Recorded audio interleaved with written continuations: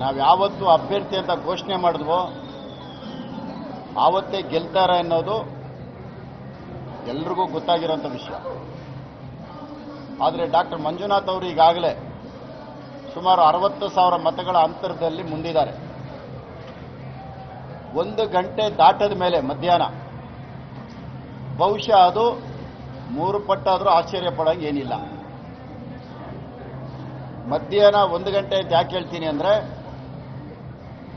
ರಾಜರಾಜೇಶ್ವರಿ ನಗರ ಮತ್ತೆ ಬೆಂಗಳೂರು ದಕ್ಷಿಣ ಈ 2 ವಿಧಾನಸಭಾ ಕ್ಷೇತ್ರಗಳಲ್ಲೇ ಸುಮಾರು ಮತದಾನ ಆಗಿರ್ತಕ್ಕಂಥದ್ದು ಸುಮಾರು ಒಂದು 6.5 ಲಕ್ಷದವರೆಗೂ ಇದೆ.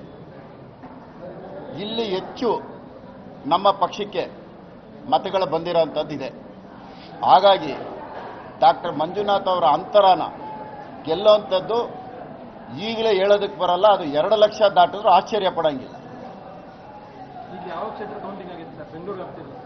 ಈಗ ಎಲ್ಲ ಒಟ್ಟಿಗೆ ಹೋಗ್ತಾ ಇದೆ.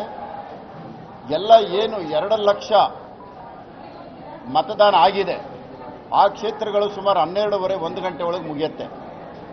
ಅದಾದಮೇಲೆ ಮತ್ತೆ 3 ಗಂಟೆ 3:15 ಗಂಟೆವರೆಗೂ ಬೆಂಗಳೂರು ರಾಜರಾಜೇಶ್ವರಿ ಮತ್ತೆ ಬೆಂಗಳೂರು ದಕ್ಷಿಣ ಇವೆರಡು ಮತ್ತೆ ಈ 1.5 ಗಂಟೆ 2 ಗಂಟೆಗಳ ಕಾಲ ಹೆಚ್ಚುವರಿಯಾಗಿ ಎಣಿಕೆ ಪ್ರಾರಂಭ ಆಗುತ್ತೆ.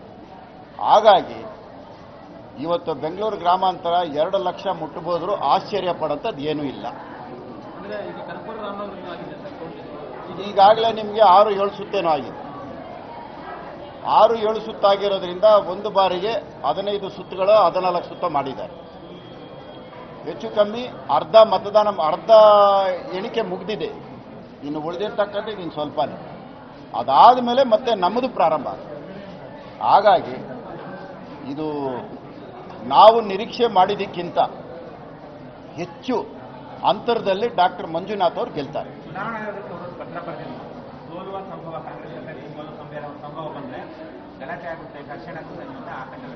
ಅದು ಚುನಾವಣೆ ಘೋಷಣೆ ಆದಾಗ್ಲಿಂದನೇ ಇದೆ. ಅದೇನು ಈಗ ಎಣಿಕೆನಲ್ಲೇ ಅಂತ ಏನಿಲ್ಲ. ಚುನಾವಣೆ ಯಾವತ್ತು ಘೋಷಣೆ ಆಯಿತು, ಘೋಷಣೆ ಮಾಡಿದ ಕೂಡಲೇ ನಾನೇ ಬರೆದಿದ್ದೇನೆ, ಇಲ್ಲಿಗೆ ಪ್ಯಾರಾಮಿಲಿಟರಿ ಕೊಡಬೇಕು. ಇದು ಅತಿ ಸೂಕ್ಷ್ಮವಾದಂಥ ಒಂದು ಗ್ರಾಮಾಂತರ ಲೋಕಸಭಾ ಕ್ಷೇತ್ರ ಅಂತ ಮೊದಲೇ ಹೇಳಿದ್ದೆ ನಾನು.